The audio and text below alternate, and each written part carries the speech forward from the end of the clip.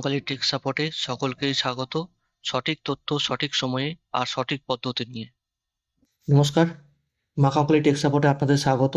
আজ আমরা দেখব এপিক নাম্বার থেকে বা ভোটার কার্ডের নাম্বার থেকে আপনাদের পার্ট নাম্বার, সিরিয়াল নাম্বার এবং এসি নাম্বার কী করে অনলাইনে সার্চ করে দেখব। তো আমরা প্রথমে গুগলে যাব।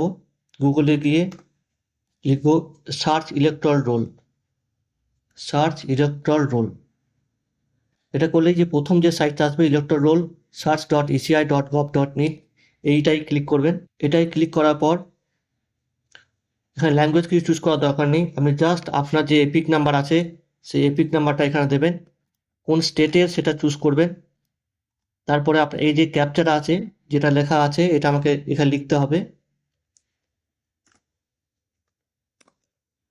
দিয়ে সার্চে ক্লিক করবেন। দেখুন এর মধ্যে কিন্তু আপনার পুরোটাই চলে এসছে, এপিক নাম্বার, কত বয়স, রিলেটিভের নেম কি, কোন স্টেটে, ডিস্ট্রিক্ট, এই যে অ্যাসেম্বলি এখানে দেওয়া আছে দেখুন, এসি, কোন পার্ট নাম্বার দেখুন এখানে দেওয়া আছে, এখানে পোলিং স্টেশন নাম্বার এবং দেখুন সিরিয়াল নাম্বার এখানে দেওয়া আছে। আপনি যদি মনে করেন এটাকে পুরো একটা প্রিন্ট নেব, তাহলে আপনার কিন্তু এখানে দেখুন এরকম সুন্দর করে একটা প্রিন্ট বেরিয়ে যাবে।